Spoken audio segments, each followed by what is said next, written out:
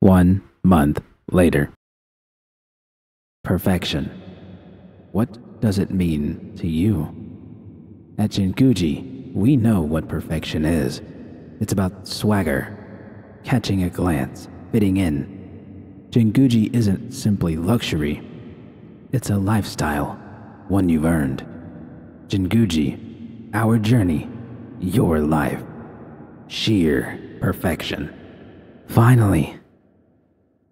I slipped my wreath off and rubbed the fatigue from my eyes. I'd spent most of the afternoon splicing apart the audio track, cleaning it up, highlighting every inflection to achieve maximum dramatic effect. Still had more to do. I hadn't quite nailed the emotion I was going for. In fact, I couldn't quite define what emotion that even was. But I was getting close. I could feel it. Corporate ad or not, it was going to be powerful, raw and thought-provoking, emotional, just like true art was supposed to be. But fuck, was it draining. I checked the time on my holo and realized it was past 5. Had a couple messages from Bianca asking when I'd be home. Classic housewife shit. I smiled and shot her a note saying I was on my way. I was about to put my holo away when I froze. It wouldn't take long. A couple of minutes, tops. She deserved that much after 2 years. I scrolled through my contacts and brought up V's number. The last call was still categorized under recent. The rest were all dated from 2077. Fuck. Where had the time gone? My finger hovered over the screen. One tap was all it would take. There was a lot I wanted to say to her, things I wanted to explain. But I couldn't bring myself to do it. I'd waited too long. A month had passed, and she hadn't called or messaged me once, just like I'd asked. Felt wrong to be the one to break the silence. Didn't want to cast her a lifeline that wasn't tied to anything. With a sigh, I rose to my feet and powered everything down. Seemed pointless, considering I'd be back at it again in the morning. God, I hated mornings. Not Bianca, though. She thrived in the morning, had a jump in her step when she walked through the door. She got the coffee going, compiled all the data, pulled any renders I'd put in queue the night before. By the time I staggered through the door all bleary-eyed and grumpy, all I had to do was pour myself a cup of joe, add a little splash of milk, which I had yet to convince Bianca was the only way to take it, and dive in. We made a good team. The fact that she was my wife was an extra bonus. After turning off the lights, I grabbed my coat and stepped outside. Made sure to lock the door behind me. Pittsburgh wasn't Night City, but I refused to let my guard down.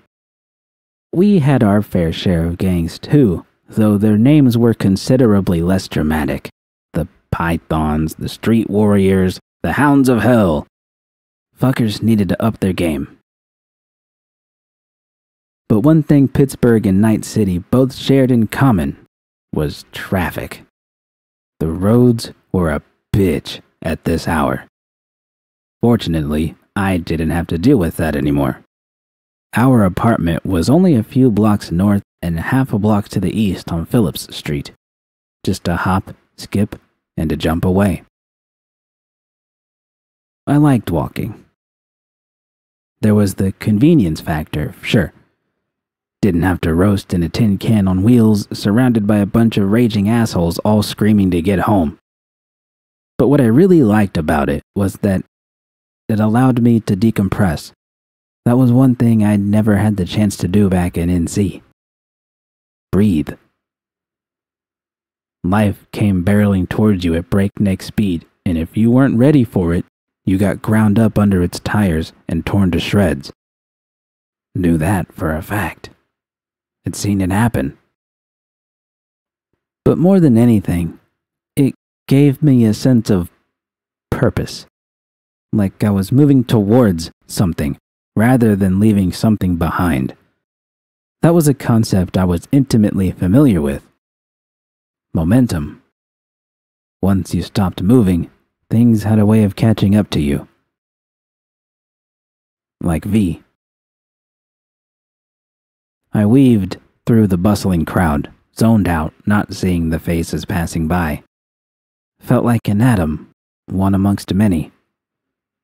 Before long, I hooked around the corner and found myself staring up at my apartment building. Our apartment building. The bright side phase. That was what I'd come to call the latest phase of my life. Seemed apt, considering the sign out front of the complex said Bright Side Estates. Had to give the landlord points for creativity on that one. The little slogan spray-painted next to it never failed to make me chuckle. Where things are always better. But there was an air of truth to those words. Yes, the facade was crumbling, and the enormous crack slowly creeping its way up the length of the building screamed lawsuit. And of course, there was the low-grade radioactivity to contend with, the lingering result of a mishap at the nearby power plant half a century ago.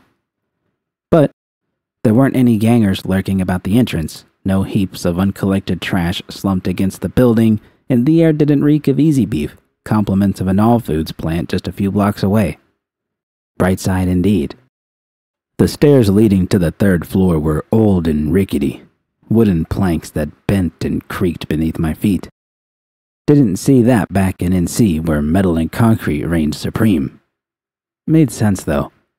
There was history here, culture that predated the founding of the city I'd once called home. Yet, something about that always managed to provoke a sense of melancholy. Made me feel like I was passing through a groove that already existed and not carving a fresh path for myself. I had one major gripe with our place. We were the first unit off the stairs, right smack dab in the middle of the hall. Could always hear our neighbors coming and going. As soon as I reached the top of the stairs, I waved my wrist in front of the biomon. The door wobbled into the wall with a loud rattling sound. The pleasant aroma of paella rushed to greet me. "Hey, babe." Babe. Would have hated being called that back in NC. But here, fit like a glove. I stepped inside and kicked my shoes off. The door closed shut behind me with a heavy thud. "Hey, B," I called out. "Dinner's on the stove. Put a little extra heat in it for you." That's my girl." My nose led me to the kitchen. Spotting the pot on the stove, I grabbed a plate from the sink and lifted the lid. God fucking damn. I was no gonk in the kitchen. Could make a pretty mean dish when I tried, but Bianca? That girl knew how to cook. Her parents had owned a restaurant on the south side years back. Los Cantaritos or something like that. They'd shuttered the doors during the crash of '65, but that hadn't stopped them from passing their culinary talents to their daughter. Sadly, those talents had largely gone to waste. Bianca had opted for the corpo life path. She'd had good grades in school, was willing to work long hours, and wasn't afraid to roll up her sleeves. All things the corps loved to exploit. But she lacked one crucial element: cutthroat tenacity. She hadn't had it in her to shed her humanity and prioritize ambition over everything else, stopping at nothing to climb the corporate ladder. So she drifted about from one meaningless job to another, padding her resume, finally landing herself a gig as a talent recruitment lead for Sweet Dreams Productions, a preem BD studio not far from where the family business had once resided. She had done well there, attracting fresh talent, making a name for herself. Then she'd stumbled across the work of a BD editor in Night City. Leave it to porn to make a good first impression, and the rest was history. I shoveled as much paella onto my plate as I could and embarked upon the long journey to the couch. Took 4 steps this time, instead of 3. Our apartment wasn't much, even by Pittsburgh standards. We had a kitchen. That was nice. As for the rest, yeah. The bathroom door bumped up against the toilet and required some careful gymnastics to get in and out. We somehow managed to fit a mattress into our bedroom, but there wasn't a chance in hell we'd get it out. And the couch, the epicenter of our casa, filled the entirety of what was supposed to be the living room and dining room. Previous tenants must have been tiny, but there were upsides to our humble abode. It looked lived in, homely. We'd plastered photos across the walls, a kaleidoscope of memories documenting our whirlwind romance, and we never had to shout to hear one another. It was home. Our home. "And how was the rest of your day?" Bianca asked as I plopped down next to her. I forked a large bite into my mouth, felt the pepper tickle the back of my throat, nodded in approval. Pretty good. Think I'm getting close to figuring out the narration. Virgin on a breakthrough. That's good. What? Nothing. Bianca straightened up and tapped her lap. Sit. Put your feet up on me. Eat. Yes, ma'am. Had to love a woman who let you use her as a couch while you ate. I stretched out and rested my feet over her legs, shifted so my plate was in my lap. The tension drained from my body like melted butter. Hot enough? I took another bite and nodded. It's good. Bueno. Bianca let me eat in relative silence, though I paused every so often to strike up some idle chatter. Asked her how her day was, if anything new had happened. Even though we worked side by side, we didn't get to see each other all that much. Spent most of our time reliving other people's lives. Nature of the BD industry. It soon became apparent that there was something on her mind. She had that look in her eye. Didn't seem to be bad news, judging by her relative state of calm and the fact that she didn't seem to be in any hurry to spit it out. Of course, that didn't mean it was good news either. What is it? I asked, gulping down the last of my dinner and setting my empty plate on the floor. Been off since I walked through the door. Bianca shrugged. Didn't want to bother you with it right away. Bother me with what? Come on, spill. Okay, so I got a call from Mark Tesler earlier. My heart leapt into my throat. We'd only spoken to Jinguji's vice president of marketing once before, and that had been when we'd signed the contract. If he was calling us now, weeks before our deadline? Bianca sensed my rising panic and quickly shook her head. No, it's nothing like that. Contract and schedule are still in place. We're good. Jesus, B, I breathed, my worry bleeding away to frustration. Almost flatlined me. Sorry. So, what did Mark want? Progress check? Not exactly. He told me that Jinguji's board of directors want to review the whole PR campaign before it launches. Big, all-day event at their Night City headquarters. Digital print, trade show, BD, the whole kit and caboodle. Could you just get to the point? And They want everyone who's working on it to fly out there and present in person, including us. I went to ask why that was such a big deal, but my voice caught in my throat. Bianca nodded slowly. Her eyes said it all. See. I swung around and sat up, accidentally kicking my plate and sending bits of sauce splattering across the floor. What did you tell him? What do you think I told him? Said we'll see him in 2 weeks. I stared wide-eyed at Bianca with my mouth agape. Would have made for an excellent picture. Could put it right next to our wedding photo. Night City. The city of dreams.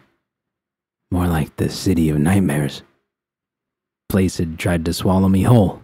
Nearly had, too.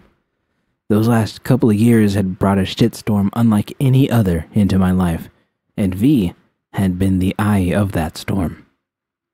And now, I was going to be thrown back into it. Or perhaps not. It suddenly occurred to me, I didn't have the faintest idea what had happened to V. She'd said something about Langley. Maybe she'd decided to stay there, wipe the slate clean and get a fresh start, same as me. But that didn't feel like V. Her roots went deep into Night City, just as mine once had. It had taken some serious tugging to rip them out. 14 months worth. V had barely had one. She was strong. Very strong. But that was too much to expect from anyone, even her. No, she had to have gone back there. Which meant I didn't realize Bianca had shifted closer until I felt her hand on my shoulder. Judy, I think this would be a good trip for us to take. You haven't been yourself since she called. Shit. I tried to internalize my feelings, wear the mask I was supposed to wear. The call had only lasted a couple of minutes. It had hit me like a sledgehammer, but come on, at some point you had to pick yourself up and move on with life. The fact I was still trying to process things, that I was still failing to, seemed a gross defect on my part. And it wasn't the least bit fair to Bianca, who apparently decided to sit back and chew the popcorn while I played at my pathetic act. She didn't deserve that. She deserved a wife who was present, who wasn't constantly thinking about her ex and drawing away attention that should have been hers. At least she didn't seem angry with me. Girl was a saint. Look, I know this is kinda weird to talk about. I waited for her to finish. Once I realized she wasn't going to, I rolled my eyes. Let's have the but, she continued.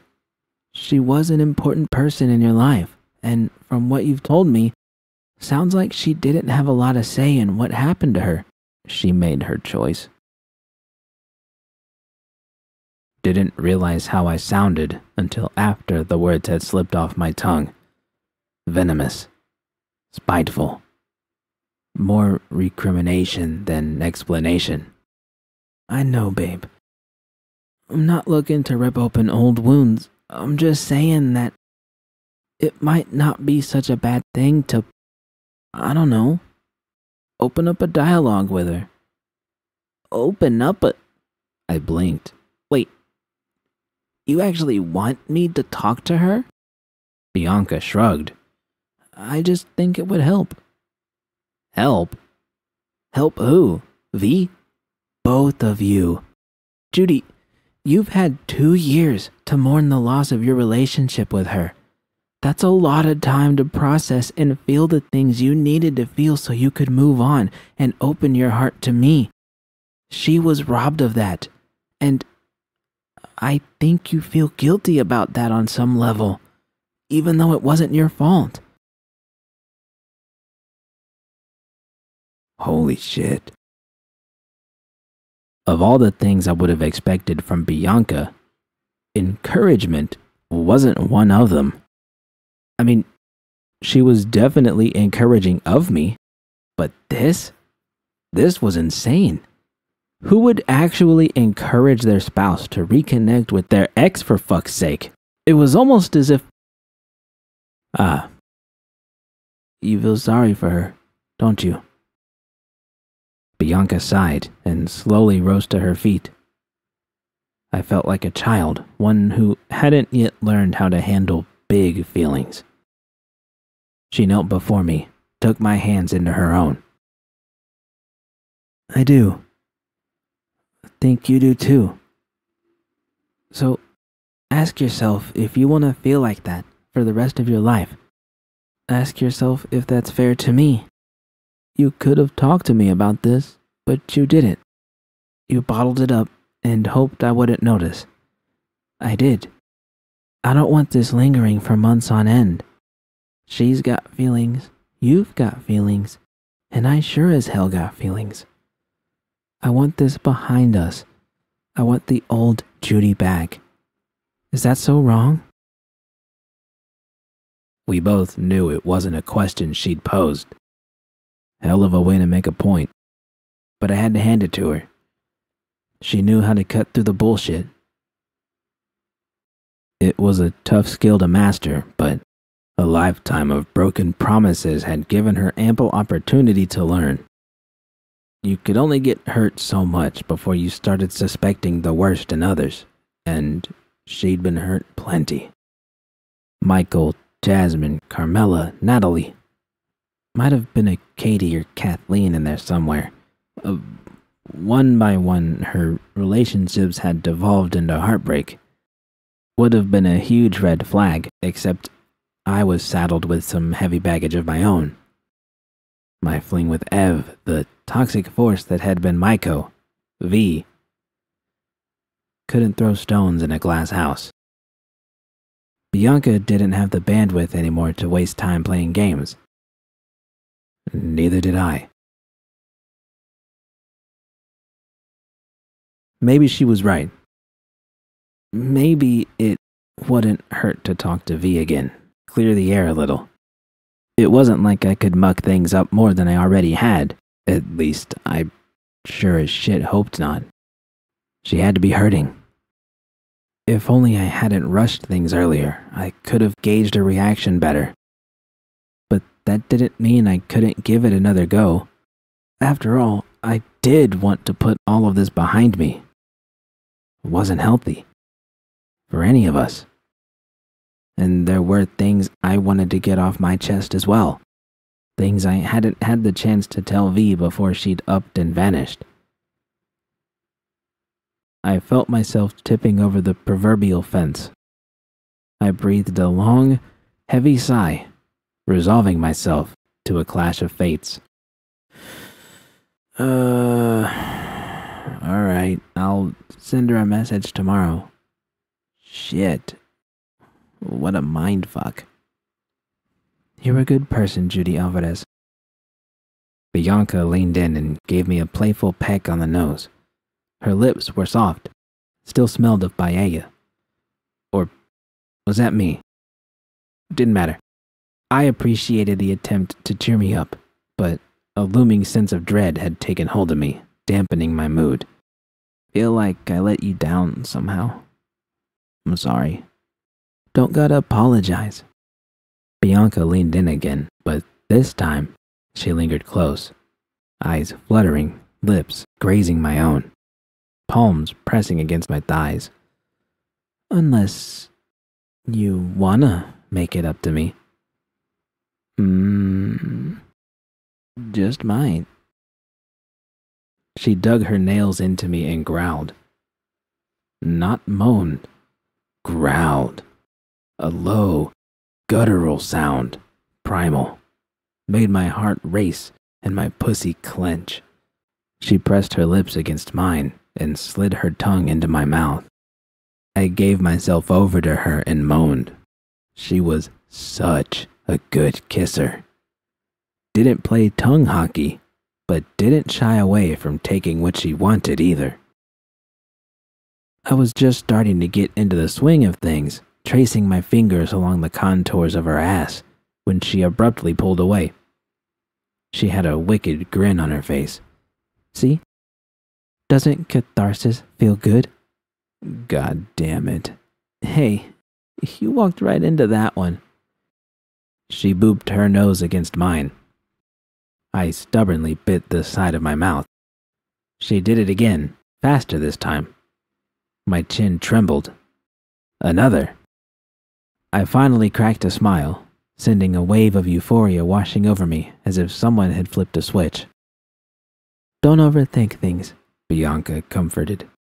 She's not the reason we're going out there.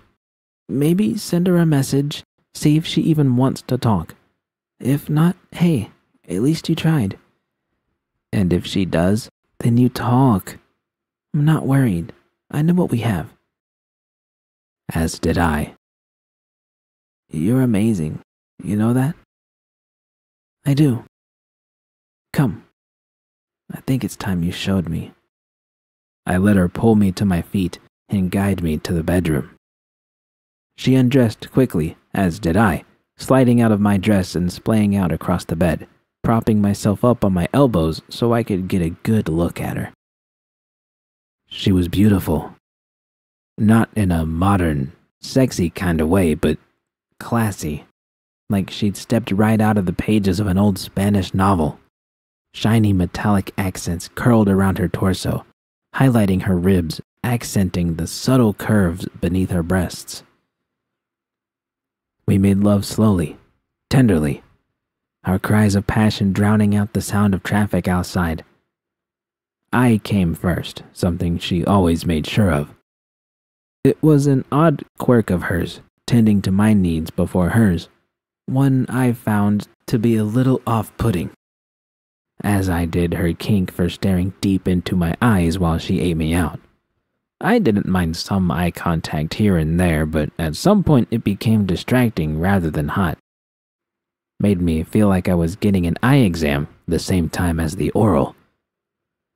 I also sometimes caught myself wishing that she'd make a little less love and fuck a bit harder.